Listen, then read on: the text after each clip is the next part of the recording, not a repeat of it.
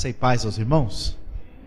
Prazer estar aqui nestes dias preparados para trabalharmos aí esse tema pós-modernidade. Os irmãos orem por nós. Estamos aí envolvidos em diversas atividades, trabalhando com Igreja Batista Nações Unidas lá na cidade de São Paulo, envolvido com seminário, faculdade de teologia, e também temos uma família que só tem 5 filhos, né? Raquel, Israel, Débora, Daniel e Miriam, esposa Célis. O pessoal perguntou para mim já qual é a fase que os seus filhos estão passando. Eu respondo todas, porque tem filha que vai fazer 21 e filha que tem 5, então imagina só o que acontece. Então lá em casa é uma verdadeira pós-modernidade, né? Com bastante gente lá, e nossa família ali reunida em São Paulo. Nós também estamos aí terminando um projeto com a Rádio Transmundial, que os irmãos aqui podem ouvir, ou pela internet, não sei se consegue por ondas curtas também, o projeto Rota 66, um comentário bíblico falado em todas as escrituras. Mas muito bem, preste bem atenção, porque nós vamos falar de um assunto complicado, difícil, né? Bastante assim, que exige uma atenção maior, porque na verdade esse é um assunto que envolve bastante questões ligadas tanto à filosofia como à sociologia, à pós-modernidade, e que é importante para entendermos o mundo em que nós estamos inseridos, para pensarmos a nossa fé e o nosso testemunho como cristãos dentro dessa realidade. Então a pós-modernidade aí vai ser o desafio desses dias, e eu peço assim a paciência de vocês, porque no final a gente certamente vai entender diversas coisas importantes para o nosso cristianismo. Então vamos pensar. Em primeiro lugar, vamos entender o que é essa chamada pós-modernidade. A conceituação assim técnica dessa expressão, tanto quanto estranha, é que a pós-modernidade é o movimento da cultura que rejeita os valores da modernidade e vê com desconfiança os princípios racionais supostamente universais desenvolvidos na época do iluminismo. Ou seja, não entendi nada, vamos pensar de novo, né? Que negócio estranho é esse, né? Nós temos uma tendência nova no mundo, na cultura geral, que é uma tendência que começou mais ou menos uns 60, 70 anos, que significa uma mudança do jeito que a chamada mente moderna. A mente moderna é aquela mente alinhada com a ciência, alinhada com a razão, né, que entendia que a nossa cabeça era capaz de entender tudo que existe no mundo e explicar isso corretamente. A pós-modernidade diz que nada, nossa cabeça não é tão boa como a gente imaginava.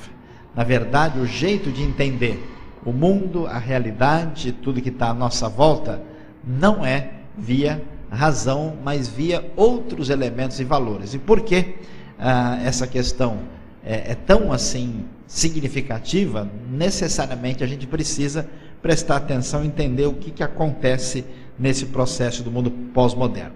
Nós temos alguns filósofos, alguns pensadores que são reconhecidamente chamados de pós-modernos. Entre eles nós temos aí alguns que merecem atenção. O primeiro é o senhor Friedrich Nietzsche, que está entre os precursores do mundo pós-moderno, questionando a objetividade do conhecimento. Que história estranha é essa que um homem de nome mais estranho ainda está tentando sugerir para a gente? O que acontece é o seguinte: pensando do jeito que a gente era criado há muitos anos atrás, todo mundo achava que o que a gente via de verdade, e o que a gente falava sobre o que a gente via tinha a ver com o que a gente estava vendo. Pois é, o senhor Nietzsche vai dizer assim, não é bem verdade. Quando você fala, ali está uma cadeira, será que é verdade o que você disse? E o que esse homem tão estranho tentou sugerir? Ele disse o seguinte: em primeiro lugar, você olha para a cadeira, nem a cadeira toda você não enxerga direito. Todo mundo que olha para a cadeira, né, enxerga uma parte da cadeira. Alguns enxergam até menos do que uma parte da cadeira. Eu, por exemplo, quando eu estou sem óculos, não enxergo cadeira nenhuma, né? Eu gosto de brincar com o pessoal, quando eu estou de óculos eu pego o ônibus, quando eu estou sem óculos o ônibus me pega, então a coisa é bastante complicada. Então você olha para a cadeira, você vê uma parte, só vê ela parcialmente. Aí você então recebe essa percepção e cria uma imagem na cabeça, na mente. Agora, quem que disse que a imagem que você tem da cadeira corresponde de fato ao objeto cadeira? Será que essa imagem veio da sua cabeça ou veio da cadeira? E Nietzsche vai dizer ainda um negócio mais complicado. Ele vai dizer, olha, além disso a gente inventou uma palavra para se referir a essa imagem que a gente tem na cabeça. Agora, quem disse que existe suficiente cadeirice na cadeira para que ela se chame cadeira? Não tem nenhuma ligação entre o nome da cadeira e o objeto. Então Nietzsche conclui o seguinte, olha, quando a gente fala sobre o mundo, isso é uma loucura total. Na verdade, tudo é coisa de dentro da nossa cabeça que nada tem a ver com o mundo lá fora. Então ele disse que nós estamos presos no joguinho interno lógico da nossa cabeça, que tudo que a gente fala sobre o mundo, na verdade, é apenas compreensão da nossa mente, nada tem a ver com a realidade. Ou seja, quando a gente fala, só sai loucura, asneira e tolice. Nietzsche, então, com isso, sugeriu que ninguém é capaz de falar nada direito sobre coisa alguma. Nessa mesma linha de pensamento, um outro rapaz nada simpático, o senhor Michel Foucault, ele disse o seguinte, que a palavra, né, o discurso que a gente fala, na verdade só tem uma intenção. Tem a intenção não de comunicar as coisas, porque ninguém comunica nada. Foucault dizia que a linguagem, como ela é na verdade uma realidade que não consegue ter acesso, né, à essência das coisas, a linguagem serve principalmente para dominar os outros. Toda linguagem é uma manipulação de poder, né? Aí a relação entre palavra, conhecimento e poder foi a preocupação dele. Então observe bem que esses pós-modernos não acreditam que a nossa razão, que a nossa mente tem capacidade de entender o mundo, de explicar a vida e de nos ajudar a solucionar os nossos problemas. Essa é a visão que esses homens tiveram e que está cada vez mais impregnada dentro da nossa cultura, na música popular, nos filmes, nos seriados, nas novelas, na conversa do cotidiano e até mesmo na arte que é expressa aí pelos diversos museus da vida. Entre eles surge também um outro homem chamado Jacques Derrida, que discute os significados nos textos. Derrida deu atenção mais à análise de textos propriamente ditos, e ele desenvolveu uma perspectiva que é chamada de desconstrutivista, ou seja, que vai, em vez de edificar, de construir, de elaborar, ele vai tirando toda a base, todo o significado, simplesmente uma espécie de crítica exagerada à própria linguagem, chegando à conclusão que a gente não comunica absolutamente nada. Diante disso, nós temos um desafio para entender o que é que acontece nesse mundo pós-moderno. Onde é que nós estamos, o que foi que aconteceu? Então veja bem, nós temos aqui, né, uma diferença fundamental entre modernidade e pós-modernidade. Então você vai ficar meio confuso, mas eu prometo que a gente vai tentar ajudar aí, né? Que a modernidade é a coisa antiga e a pós-modernidade é o que a gente está vendo hoje, né? E o que é essa modernidade? A modernidade era o jeito de pensar que se desenvolveu inicialmente na Europa Ocidental, que entendia que nós seríamos capazes de enxergar o mundo corretamente por meio da nossa mente, da nossa razão. A marca da modernidade foi o Renascimento italiano, para o pessoal aí que gosta de estudar história, né? Foi o surgimento do racionalismo francês com o famoso René Descartes, né? Aquele amigo de vocês da matemática. Então, a modernidade, ela mudou, né, um conceito que vinha da Idade Média. Qual era a ideia que existia na Idade Média? Na Idade Média, a verdade não estava na razão. A verdade estava na instituição. Você tinha uma instituição que dominava a Idade Média, né, a Igreja Católica Romana, e quando alguém queria saber o que era verdadeiro, o que ela tinha que fazer? Perguntar para a igreja. A igreja que dizia, se alguém não aceitasse a sugestão de verdade da igreja, essa pessoa poderia ter vários problemas. O senhor Galileu, por exemplo, poderia contar algumas das suas dificuldades com isso, né? A verdade está definida pela própria igreja. Ninguém tinha direito de questionar a igreja. Se a pessoa se afastasse da igreja, ela estava perdida, como dizia o próprio catolicismo medieval, né? Extra ecclesia nulla salus. Fora da igreja não há salvação. Aí o que acontece? O mundo moderno questionou isso. Não, peraí, a verdade não está na instituição. Não é bem assim que a gente simplesmente tem uma instituição sagrada que é um depósito de verdade. Não, a verdade está numa espécie de capacidade que nós temos aqui dentro, né? Entre as duas orelhas, que funciona, chamada razão, que tem a condição de perceber a harmonia, a proporção, a estrutura lógica, né, que existe no universo, e portanto a verdade é adquirida mediante o uso e exercício da razão, de modo que tudo aquilo que não cabe na razão está afastado da verdade. O famoso Descartes desenvolveu aquele chamado, né, discurso do método, exatamente para a pessoa chegar e dizer, ó, não tem jeito de duvidar que eu estou duvidando, portanto eu penso, logo existo, que o pessoal já estudou por aí, né, o cogito ergo sum.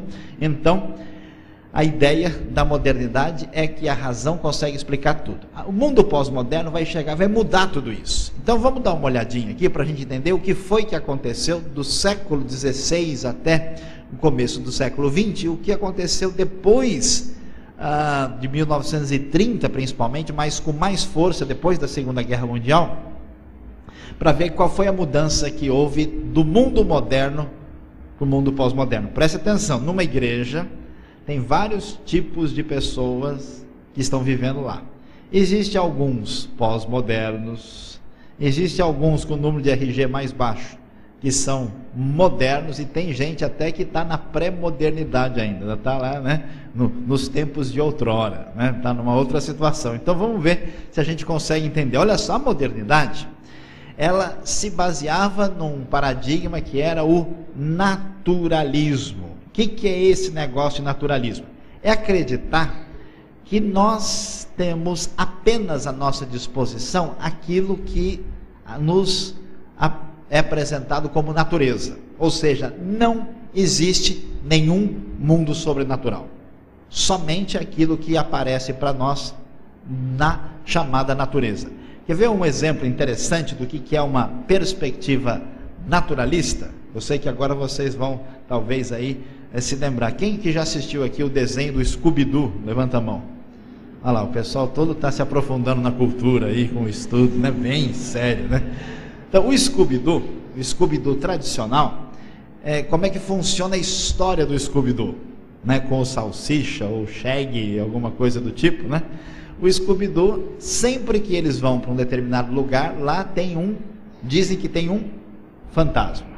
E aí o que acontece? Eles vão procurar pesquisar e vão ver o que está acontecendo e descobrem que nunca há nenhum fantasma de verdade. Toda vez que alguém falar que apareceu um fantasma, uma assombração, uma coisa sobrenatural, sempre tem uma explicação natural que revela o que aconteceu. Então o desenho do Scooby-Doo é um desenho totalmente naturalista, que deixa a gente concluir facilmente que nunca uma aparição sobrenatural é sobrenatural coisa nenhuma. Sempre há uma explicação que mostra que aquilo é totalmente natural. É alguém que estava usando uma máscara, é porque alguém estava com lençol, que jogou uma farinha com luz, e sempre acontece alguma coisa que dá para entender. A pós-modernidade mudou isso. A pós-modernidade, inclusive o novo Scooby-Doo mais recente, já tem coisas diferentes do antigo. A coisa agora já fica na dúvida, tem coisa que não se explica como se explicava antigamente. Porque o mundo pós-moderno acredita em tudo. Ora, se você pegasse um dicionário escrito há 60 anos atrás, pegasse o verbete lá, astrologia, o dicionário dizia assim, ó, superstição praticamente extinta entre as pessoas de boa formação. Se você hoje for ver a astrologia, imagina, isso aí é uma coisa cultural, importante, né? Hoje as pessoas, inclusive de boa formação, pelo menos assim chamadas, são pessoas que acreditam em tudo. O sujeito, por exemplo, acredita e que pé de coelho dá sorte, o que é uma coisa que não tem o mínimo sentido, porque se o pé de coelho desse sorte, ele não estaria sendo vendido lá na loja. O coelho que tinha 4 pés teria 4 sortes e teria conseguido fugir e escapar, ninguém ia conseguir pegá-lo para vender o pé, né? Mas mesmo assim a pessoa carrega o pé de coelho achando que ele vai dar sorte. Eu já vi gente estudando na faculdade e no adesivo do carro estava lá escrito: eu acredito em duende, né? Tem que estar doente da cabeça para dizer um negócio desse. Mas esse mundo pós-moderno é um mundo onde as pessoas passaram a valorizar o esoterismo, passaram a valorizar várias chamadas artes divinatórias, porque hoje, ao contrário do que acontecia no mundo moderno, se valoriza qualquer coisa que envolva uma interpretação sobrenatural da realidade. O mundo pós-moderno, então, é um mundo altamente religioso, onde as pessoas acreditam em tudo, mesmo quando elas têm boa formação. Eu tive uma surpresa muito grande, né? Eu tive a oportunidade, uns anos atrás, de visitar a cidade de Paris. E a França é reconhecidamente um lugar muito secularizado, né? Um país assim, onde não teve muito espaço nem para a própria igreja católica crescer, nem para as igrejas protestantes. E aí eu peguei o jornal no metrô de Paris, quando eu abro a página de anúncio, mas uma quantidade enorme de anúncio de feiticeiro, de bruxo, de pessoa que lê carta, que lê mão, que faz não sei o que. Eu falei, que coisa, né? Aqui que se diz que as pessoas são, entre aspas, né, muito iluminadas e conhecedoras disso e daquilo, eles estão presos no ocultismo quase da mesma forma como acontece em qualquer lugar do mundo. Então veja a mudança de paradigma para entendermos o que acontece. Modernidade era um movimento humanista. O que é um movimento humanista? Contra a Idade Média, que entendia que toda a experiência deveria ser explicada a partir de Deus. A Idade Média era teocêntrica. A modernidade entende aquilo que Protágoras na Grécia já dizia, que o homem é a medida de todas as coisas. Portanto, né, humanismo não no sentido de ser humano, bondoso, mas no sentido de que todas as coisas se explicam única e exclusivamente a partir do homem, pelo homem. Esta é a realidade. O que aconteceu com esse humanismo? No mundo pós-moderno, essa ideia de que o homem é maravilhoso, de que ele vai descobrir, que ele vai fazer isso, vai fazer aquilo, entrou em ressaca. De modo que hoje existe um chamado desespero humanista, né? Especialmente os pensadores existencialistas que escreveram depois dos anos 50, a ideia que eles dão é que nós vivemos num universo tão absurdo, né? Como dizia Sartre, o homem é um absurdo inútil, que nada tem sentido e nada tem explicação na vida, e que o ser humano então não tem saída, não tem resposta.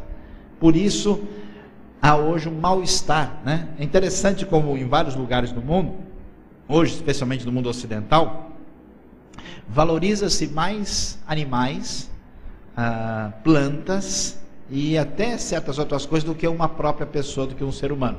Está se perdendo essa percepção, há um desespero humanista que toma conta da realidade. A modernidade era racionalista, né? A razão é capaz de enxergar o mundo, entender o mundo, medir o mundo, explicar o mundo e desenvolver condições de dominar e fazer com que esse mundo esteja à nossa disposição. O mundo pós-moderno diz, nada disso. A razão, ela não tem valor como a gente imagina. A razão, ela não enxerga o mundo direito, ela enxerga distorcido. A razão só serve para fazer conta, matemática, mexer no computador, organizar certos detalhes técnicos, mas fora disso, nós não podemos contar com a razão. Pelo contrário, a razão atrapalha a pessoa de viver uma vida boa. Aliás, na realidade brasileira já tem uma tradição meio pós-moderna há muito tempo, né? Já viu aquela história de que quem estuda muito fica doido? Pois é, olha só, né? A coisa já tem aí um aspecto bem antigo. Então, o que se desenvolveu? Um irracionalismo, não no sentido de ser irracional, mas irracionalismo no sentido de valorizar outras coisas do ser humano que não seja a razão, a intuição, né? Outros aspectos do ser humano contrário à razão. Antigamente, por exemplo, se alguém quisesse ser rico, pegar uma profissão boa, geralmente ele ia ser médico ou engenheiro. Hoje, a pessoa pensa, não, acho que eu vou trabalhar com marketing, vou ser um especialista em propaganda, vou mexer com arte, porque isso são o quê? Uma mudança de paradigma, né? Aquilo que envolve a intuição é mais importante do que o que envolve a razão. E, consequentemente, misticismo. Agora, quer ver? Dá uma paradinha comigo e preste bem atenção. Uma pessoa do mundo moderno, ela, quando vai buscar a Deus, ela entende que ela precisa entender a Deus com a sua cabeça.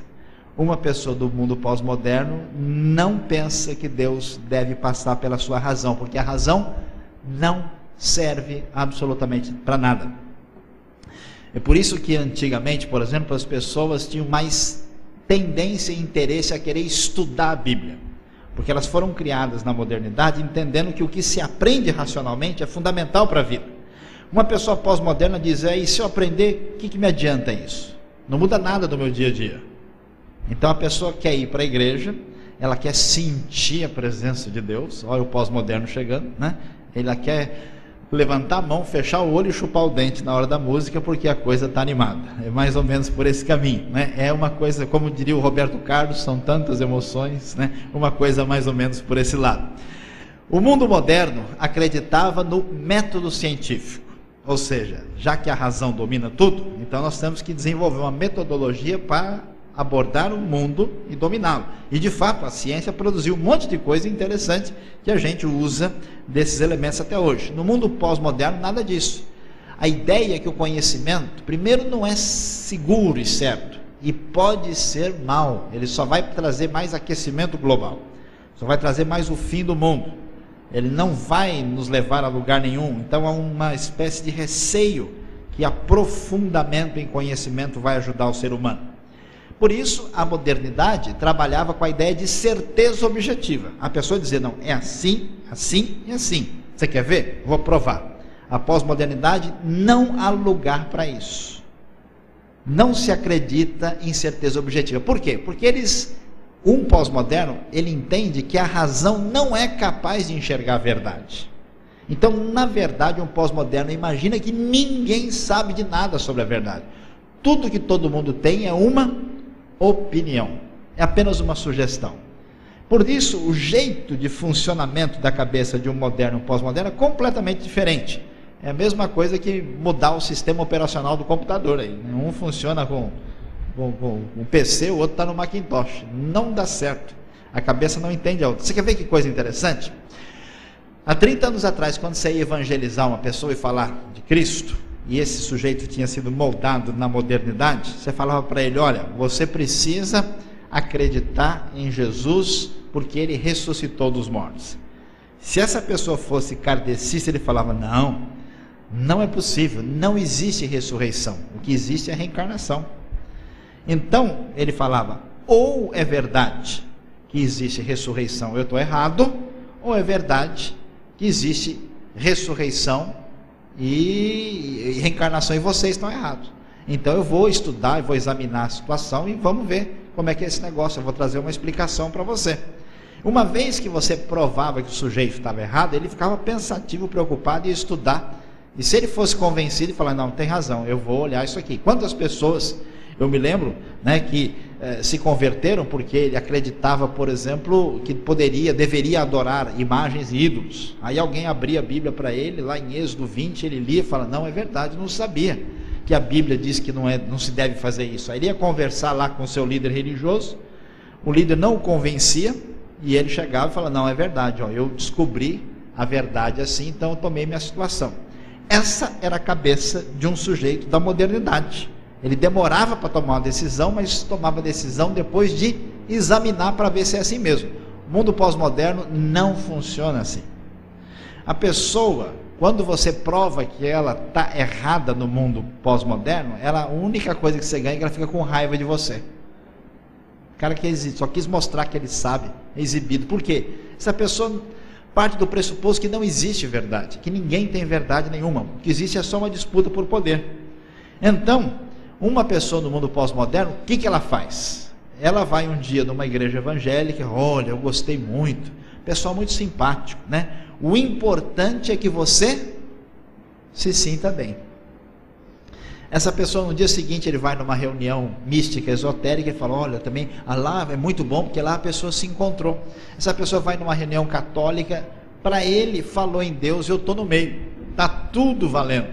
E ele não se preocupa com essa mudança de mentalidade, porque no mundo pós-moderno a coisa é diferente. Por isso que hoje em dia tem muita gente que entra para uma igreja evangélica, mas não se converte, ele apenas passa por uma adesão social. Ele gosta do ambiente, do contexto, ele passa a integrar, mas ele não muda seu conceito, sua ideia, não renova a sua mente, porque isso é um paradigma, não existe certeza, é um universo relativista, cada um pensa do jeito que bem entende. É por essa razão que tanta gente dentro da igreja também tem uma cabeça de um jeito e uma vida contrária aos princípios do evangelho, e de alguma forma a pessoa consegue dividir isso em dois pacotes. Ele vive de um jeito aqui e outro, porque é uma cabeça pós-moderna que no fundo não leva a sério a revelação da Escritura. Progresso indefinido. Talvez você já deve ter visto uma bandeira dizendo aí ordem e progresso em algum lugar. Pois é, essa é a herança que nós temos, né, do ambiente historicista e positivista do século XIX na Europa. A ideia do mundo moderno é que nós iríamos, com a razão e com a ciência, cada vez mais num progresso, indo para uma situação superior, até que nós viveríamos felizes para sempre. Essa era a grande promessa do mundo moderno. O que aconteceu? Aconteceu que todo o progresso humano trouxe 2 guerras mundiais, com mais de 70 milhões de mortos. Trouxe uma capacidade de destruição tão terrível ao ser humano, que depois da Segunda Guerra para cá, o pessoal começou a dizer, será que esse negócio de progresso é progresso mesmo? Será que a gente está indo para algum lugar?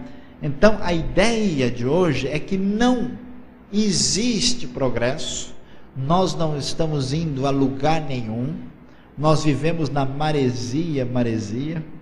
O senhor Toquinho diria que o futuro é uma astronave que tentamos pilotar e que no fundo ninguém sabe bem ao certo onde vai dar, e a aquarela descolorirá. Nós não estamos indo para lugar nenhum, não existe esse negócio aqui, né?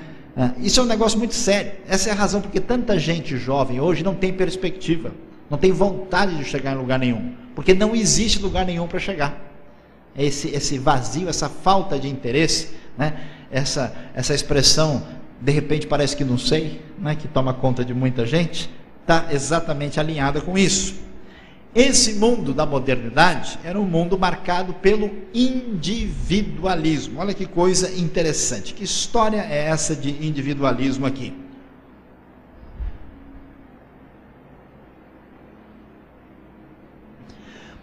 A razão, quando funciona na cabeça de alguém. Essa pessoa que está exercendo o domínio da razão é um sujeito. Portanto, por causa do racionalismo, surgiu na Europa a ideia do indivíduo pensante que determina o que é verdadeiro. Antigamente, você quer saber o que é verdade? Não tem indivíduo, pergunta para a Santa Igreja, ela responde. Agora não, o indivíduo vai usar a razão e vai descobrir se isso é verdadeiro ou não. Então isso trouxe uma ideia de que o indivíduo sozinho é capaz de descobrir a verdade. Esse individualismo cresceu a tal ponto que criou esse universo hoje, que a gente até diz, né, que cada cabeça uma sentença, das pessoas soltas, isoladas, que não prestam atenção a ninguém, que não dá valor a nenhum referencial anterior. Inclusive até o meio evangélico é fruto desse individualismo em grande parte, né? Porque hoje em dia tem mais igreja do que crente. São tantas denominações, né? Dizem que tem mais de 100 mil denominações no mundo. É uma coisa impressionante, né? E surge mais um monte a cada dia com os nomes mais criativos possíveis. Do outro lado, o mundo pós-moderno começou a rejeitar essa ideia de individualismo. E hoje, ao contrário, o que existe na sociedade é uma espécie de pluralismo de ideias E esse pluralismo, o que vai valer como definidor é a verdade do grupo. Hoje em dia, por exemplo, quando você quer saber se uma coisa é verdadeira, não se define mais pelo argumento, mas se define pela força política e de preferência da mídia de um grupo.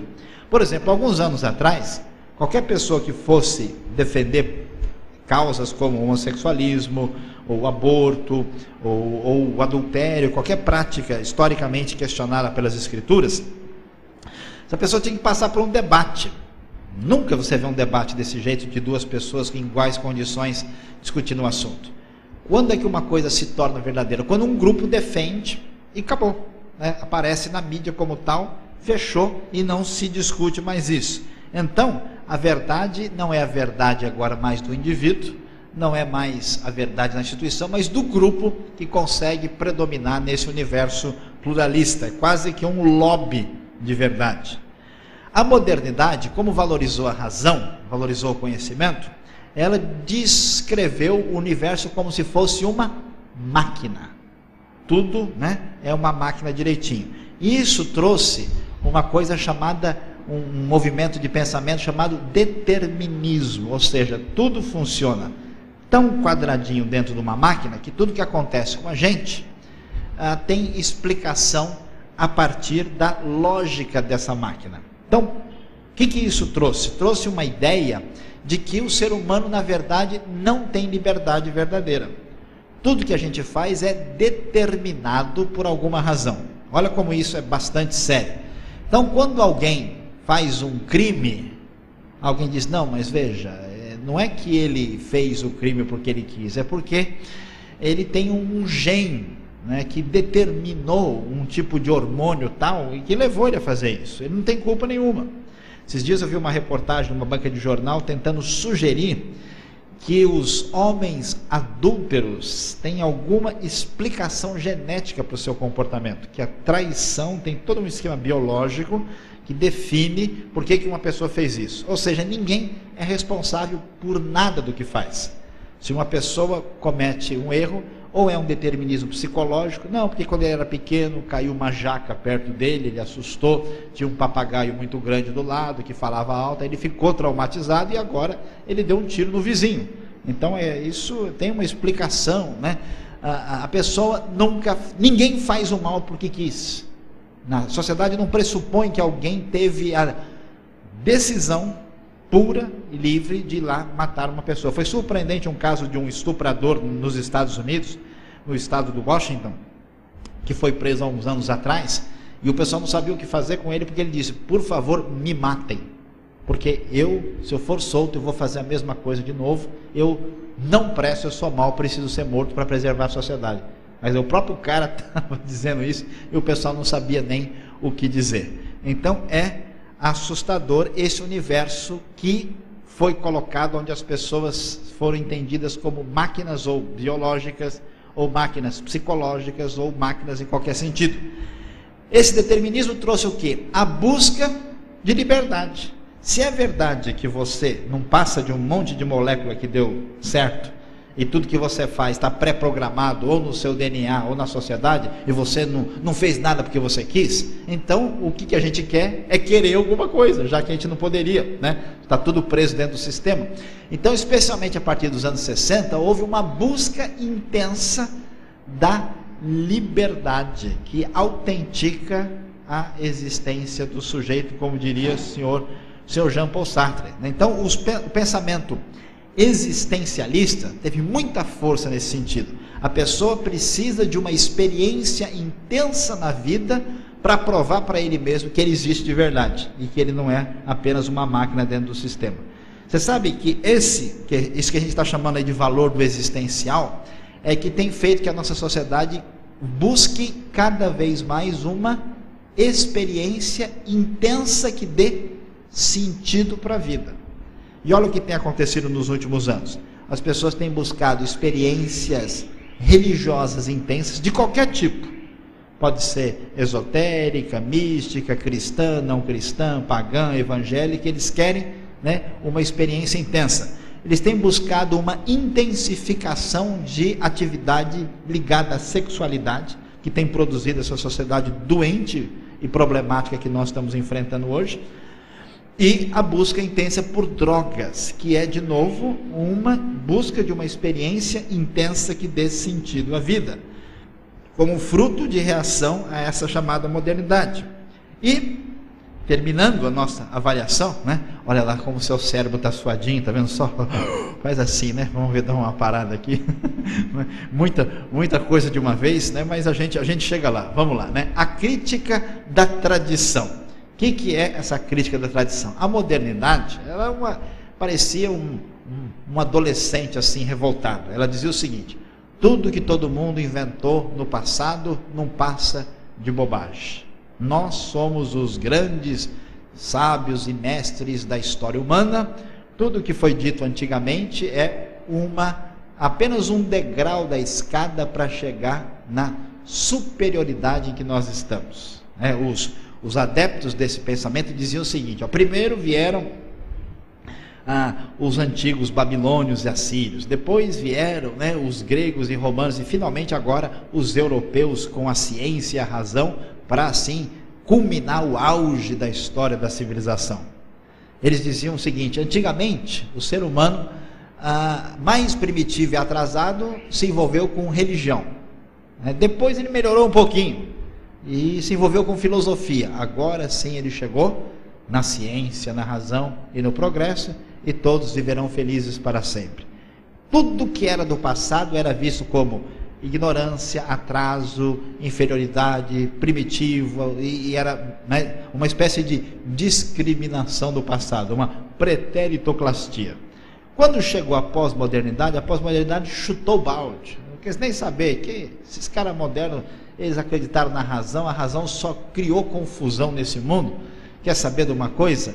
Na verdade, todo mundo é gente boa, tanto faz. O cara, não importa se ele é de hoje, se ele é de ontem, qualquer um que falar alguma coisa, como ninguém sabe o que é verdade mesmo, qualquer um que falar, a opinião dele é bem-vinda.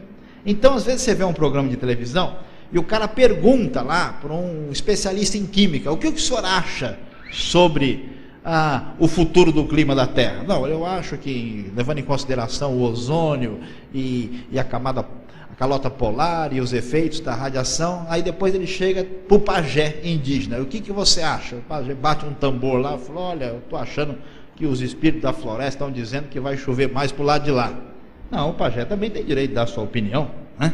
Daqui a pouco surge um outro lá que é membro de um grupo esotérico que também diz que lê a mão, que lê carta, faz não sei o quê. Não, repare, agora daqui a pouco está aí o final do ano, né? Fim de dezembro. Quantas pessoas, supostamente futurólogos, ninguém avisou, por exemplo, da crise da Bolsa. Esse pessoal devia ser preso, eles sabem tanta coisa e não avisam as pessoas. Onde já se viu um negócio desse, né?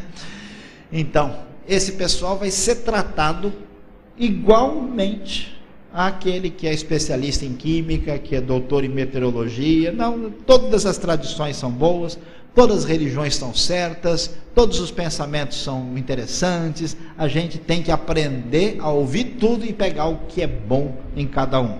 Essa é a maneira de pensar desse mundo pós-moderno. Portanto, como eu disse, a coisa é complicada, Há uma música sertaneja que diz: a coisa está feia, a coisa está preta, quem não está com Deus está na unha do capeta. Então os irmãos prestem atenção, tome cuidado, que o negócio está complicado. Esses dias eu estava andando em São Paulo e vi no muro lá, bem grande assim: socorro, pare o mundo que eu quero descer. Então a coisa é mais ou menos por aí, diante de uma situação tão complicada. Então vamos tentar entender a realidade em que vivemos. Olha lá, mundo atual, nós temos 3 realidades convivendo lado a lado: o mundo pré-moderno, a modernidade e o mundo pós-moderno. Tem gente que ainda acredita em assombração, que tem medo de coruja porque dá azar, que tem superstição, que guarda o galho de arruda no guarda-roupa, no armário, faz um monte de coisa. Essa pessoa vive no mundo pré-moderno. Ele nem, ele vai no médico, o médico fala: olha, você teve uma infecção, é o seguinte, você não pode fazer isso, não pode fazer aquilo. Aí a pessoa fala, que médico sabe de nada? Eu lá sempre comi feijão, nunca me fez mal. Tá, quero saber de uma coisa? Se eu não comer, que eu vou morrer. E aí não quer nem saber e vai lá. Um dia desse o sujeito foi no médico, né? E aí chegou lá no médico, o médico falou, o seu colesterol está alto, o senhor não come mais carne vermelha, que o senhor vai passar mal. O senhor entendeu? Se o senhor comer, vai ser complicado, o senhor não faça isso. Aí ele voltou no mês seguinte, chegou lá o médico, mediu, o colesterol dele estava o dobro. Falou, mas que negócio é esse? O senhor está me desobedecendo. Fala a verdade, o senhor continua comendo carne vermelha? Não, doutor, não como não. Mas pode falar, rapaz. Não é possível, como é que o seu colesterol aumentou, doutor? Eu vou contar a verdade para o senhor. Olha, quando chega ali, eu como só o branquinho em volta. O vermelho eu nem encosto, não toco. Posso contar a verdade para o senhor, né? Então, o que acontece com muita gente, né? É que a pessoa nem entende os paradigmas mínimos da ciência. Ele está nem aí, ele acredita realmente, né, no mundo pré-moderno. Ele vive lá na Idade Média, antes do Brasil ser descoberto. Um outro grupo de pessoas que tem a mente mais exata, mais ligada em física, em matemática, ou então que foi formado assim, pensa de maneira ligada à modernidade. As igrejas históricas tradicionais foram moldadas na modernidade, conforme um estudo excelente de um pesquisador suíço chamado Émile Breyer, que escreveu o Protestantismo de Constituição Iluminista da Realidade Brasileira. E o mundo pós-moderno é isso que vocês acabaram de ver aí. Então, tem coisa interessante, né? Uma vez, quando a gente, às vezes tem um adolescente assim, né, assistindo um clipe da MTV, que é uma coisa totalmente pós-moderna por definição. Aí passa o vô ou a avó, né, que no máximo estão na modernidade, eles olham aquilo, o clipe, né, aparece uma bota derramando leite, depois uma língua, depois um gato pondo sapato, aí um queijo que se transforma no mapa da Groenlândia, né, as coisas totalmente malucas e ilógicas. Aí o vô, a avó olha para aquilo, olha para o neto, olha para aquilo, olha para o neto e fala, onde foi que eu errei, né? Que é isso? Que esse menino fica vendo esses negócios doidos, sem sentido, né? Daí você vê o confronto das duas realidades. Pois é, um dos grandes desafios da igreja hoje e das pessoas que a gente vai evangelizar é que essas pessoas ou são pré-modernas, ou são modernas, ou são pós-modernas. Alguns estão para lá de pós-moderno do jeito que a coisa está indo.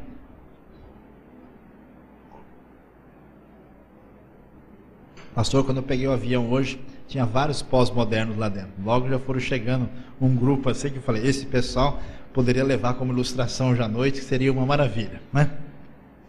Vamos entender um pouquinho mais desses detalhes. Hoje a gente vai suar bem o cérebro, porque não dá para a gente discutir detalhes, né, se a gente não entender do que a gente está falando. Amanhã cedo a gente vai entrar por um caminho um pouquinho mais prático e também vamos ter aí o desfecho à noite. Eu vou apresentar inclusive alguns vídeos, né, especialmente amanhã, para a gente poder crescer na compreensão da realidade. A modernidade tinha um projeto: racionalismo, antropocentrismo e secularismo eram, dentre outros, os marcos da modernidade. E o projeto moderno, em síntese, seria a fé na racionalidade e no progresso secular. A pós-modernidade, portanto, ela tinha uma expectativa de que ela alcançaria um futuro. Ela tinha uma expectativa de que o mundo seria melhor, né? Estuda, menino, porque você vai ser alguém se você estudar. Isso vai fazer muita diferença na sua vida. Nós vamos construir um mundo melhor pelo uso da razão. Hoje, essa convicção está profundamente abalada. Não é mais paradigma da sociedade de modo geral, mas a modernidade entendia e caminhava nessa direção. A educação, por exemplo, como é que ela se desenvolveu nesse projeto? A educação da modernidade rompeu com os objetivos, atenção, de conformar o ser humano com desígnios divinos para tornar-se instrumento de aprimoramento da racionalidade. Quando o sujeito ia estudar na Idade Média, ele tinha que estudar como vencer a vontade de comer muito.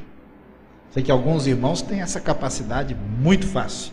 Aqueles adolescentes que têm a fé de remover montanhas. Os irmãos já viram como funciona? Montanha de arroz, montanha de feijão, montanha de carne, ele vai lá e remove assim em 1 minuto, né? Uma capacidade tremenda. Então, na Idade Média, a pessoa não, ele ia como é que eu vou me conformar? Toda educação era um curso de como ser monge. Hoje em dia, eu não sei se aqui em Fortaleza é diferente, se tem alguma faculdade que tem curso de como vencer o egoísmo. Não vi. Passei pela Universidade de São Paulo, lá tem tantos cursos, maior universidade da América Latina, nenhum curso de como vencer o egoísmo, ou como, né, se tornar uma pessoa menos problemática para os outros. Não, é só desenvolvendo a mente, só o intelecto. Toda educação envolve, né, uma espécie de aprimoramento da racionalidade e suas decorrências. Mudou. Essa alteração, que os estudiosos chamam de epistêmica, né, nós recebemos novos métodos, novos conhecimentos e novas formas de aprender. É interessante, a gente que tem interesse assim, em cultura, é bom de vez em quando ver, né, como é que a cabeça da pessoa era diferente num mundo completamente diferente do nosso. Então veja que essa é a formação que a gente recebeu e que em parte ainda existe no nosso sistema educacional. Na pós-modernidade, ou como dizem alguns, na modernidade líquida, tudo é volátil. As relações humanas não são mais tangíveis e a vida em conjunto, familiar, de casais, de grupos de amigos, de afinidades políticas, assim por diante, perde consistência e estabilidade. Como não existe mais nenhuma estaca firme, como tudo está em cima de areia movediça, tudo é indefinido, né? Qual é o grande problema que a gente enfrenta hoje na sociedade brasileira?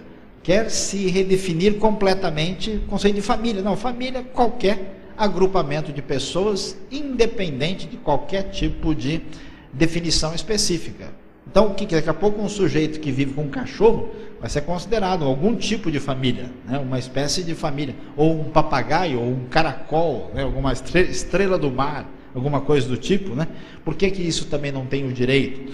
Então, é uma situação confusa onde não há mais, né? Até time de futebol, o pessoal já não se importa mais, né? Antigamente o jogador ele nem mudava de time, tal era, né? As pessoas lá que viram os tempos de Pelé, Garrincha, tal, dos anos 70, o sujeito começava e morria. Hoje em dia ninguém, né? Até a própria, não sei se deveria mencionar, até a própria seleção brasileira, né, já não encanta muito. A gente percebe que o pessoal já não está muito aí para o que está acontecendo, porque no mundo pós-moderno nada de fato chama atenção. Infelizmente, parece que a única coisa que importa no mundo de hoje são valores financeiros, e o amor ao dinheiro é a raiz de toda espécie de males, e nós estamos numa situação muito complicada.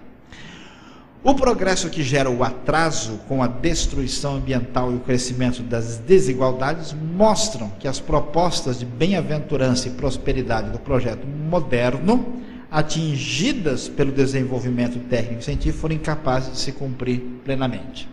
Quando a modernidade começou a crescer, os iluministas franceses falavam assim, quando você abrir uma escola, você fecha uma cadeia. Porque o problema do ser humano é falta de conhecimento e de razão. Se você der estudo para uma pessoa, ela vira gente boa. E a gente já descobriu que não é bem isso que acontece. Está cheio de gente aí, né? Igual aquele rapaz que eu conheci em São Paulo há muitos anos atrás, que eu levei um susto. Eu falei para ele, escuta, mas o que é que você está estudando mesmo? Eu estou fazendo o curso de Direito. Eu falei, é mesmo? Mas por que você escolheu Direito? Porque eu quero ser ladrão. Eu levei um susto. Nunca ninguém me viu. Falei, como assim você quer ser ladrão? Não, porque a pessoa pode estudar direito por diversas razões. No meu caso, eu quero ser ladrão, bandido, e quero aprender a roubar dentro da lei. Então, quero conhecer tudo direitinho, tal.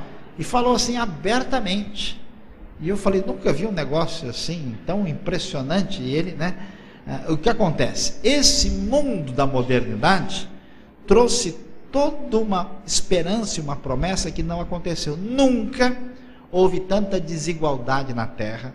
Só o que se toma de sorvete na Europa e nos Estados Unidos seria capaz de acabar com a fome da África. O Bono Vox do YouTube tem reclamado há muito tempo que 25 milhões de dólares seria suficiente para atingir o problema da fome no mundo de maneira bastante específica. E é difícil conseguir levantar esse recurso para isso. No entanto, agora, né, no meio dessa confusão econômica do mundo, 3 trilhões de dólares foram levantados assim rapidamente, enquanto que o desastre do mundo, do jeito que hoje nós vivemos, mais ou menos 1/3 da humanidade vive com menos de R$2 por dia. É um negócio terrível, assustador. E o que acontece? Todo esse mundo maravilhoso, esse admirável mundo novo que nós ganhamos, trouxe um progresso que gera um atraso. Não é à toa que, como esse progresso trouxe apenas ampliação da maldade, guerras e sofrimento, então a intelectualidade geral dos países que se propõem a estudar o assunto com mais detalhes, acabou assim achando, olha, de fato nós não vamos chegar a lugar nenhum. Eles se rebelaram contra Deus, contra a Bíblia, criaram um mundo cor-de-rosa com a razão e agora estão de ressaca daquilo que eles tanto, com aquilo que eles tanto se embriagaram. O homem se converte em mero agente da lei do valor. Essa racionalização destrói a relação direta entre os indivíduos. O contato direto é o das mercadorias, mediado pelo homem. O homem é transformado e reduzido a estatuto de coisa. É muito impressionante. Hoje é assustador como as pessoas têm um relacionamento pessoal com coisas e um relacionamento coisificado com pessoas. A pessoa trata, às vezes eu vejo as próprias mães carregando um filho como quem carrega um saco de batata assim. Ô moleque! Né? Aí a pessoa pega uma tranqueira que ele comprou numa feira por R$ 9,99 e olha, que lindo, olha, tem uma luzinha, né? Ele trata aquilo como se fosse uma espécie de divindade, né? de ser maravilhoso. As pessoas nas vitrines dos shoppings se comportam como se estivessem num templo pagão. Vocês sabem que no primeiro mundo já tem gente que sofre de uma doença por falta de comprar alguma coisa. Se a pessoa não compra alguma coisa, ela começa a passar mal. Ele precisa ir num lugar, né, e gastar, aí ele sente, está calminho agora estou. Aí ele sossega. É uma coisa impressionante. Então as relações humanas são problematizadas, destruídas, e você repara uma atitude de uma pessoa, quando, especialmente de um homem, quando o carro dele é riscado, ou quando alguém faz, é uma coisa assim absurda, né? Completamente inconcebível. A pós-modernidade, então, deve ser entendida também do ponto de vista sociológico como o fato de estarmos na fase tardia do capitalismo. Dessa vez pode-se desmanchar o que era sólido para a modernidade: classe, indústria, cidades, coletividade, nação, Estado e demais configurações institucionais. Todas essas coisas mais assim básicas e fundamentais, elas entraram em crise no mundo de hoje. Vale a pena mencionar que a pós-modernidade teve início na arquitetura.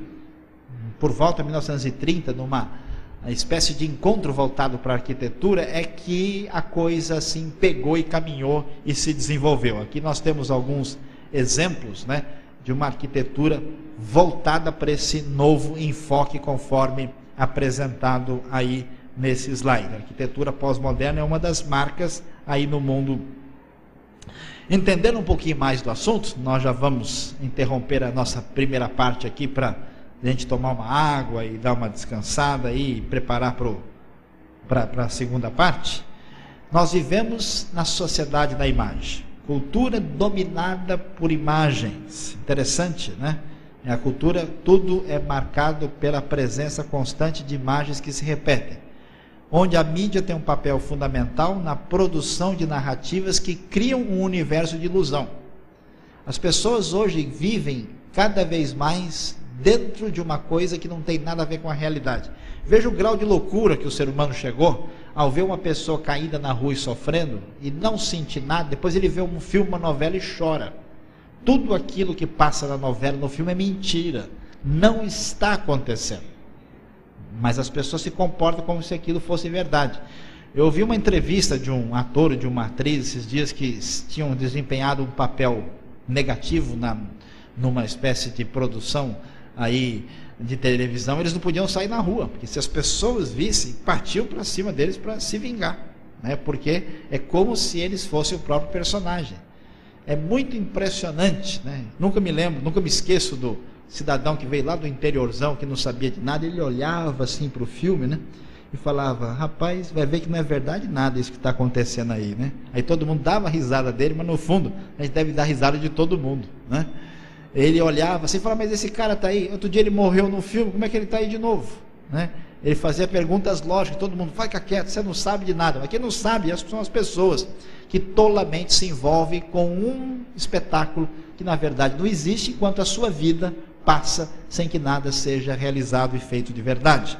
O espetáculo midiático atinge as diversas esferas sociais, produzindo uma realidade à parte, o que Jean Baudrillard chamou de o hiperreal. A pessoa vive num universo que não corresponde à realidade, enquanto a sua vida corre solta. A cultura pós-moderna interfere profundamente na cognição e na constituição da subjetividade. Produz-se, assim, tipos de pessoas que incorporam em seu cotidiano, atenção, a substituição da realidade pelo espetáculo. Ela não vive mais dentro de um contexto onde a vida é avaliada, por exemplo, conforme diz o livro de Provérbios, com tato e com bom senso. Ela vive debaixo da influência direta ou indireta da mídia, sem nem entender a razão das suas próprias escolhas. Talvez uma das marcas assim mais tremendas, né, do mundo pós-moderno. Está aí o senhor Bart Simpson, um dos desenhos pós-modernos de grande impacto na nossa realidade. Muito bem. Ufa, né? Quem está cansado aí, diga amém. Oh, todo mundo foi bondoso com o preletor. Está vendo que esse pessoal não é pós-moderno. Pastor, tem a palavra, a gente vai dar um intervalo agora para prosseguirmos aí no segundo momento com algumas coisas bem interessantes e mais tranquilas.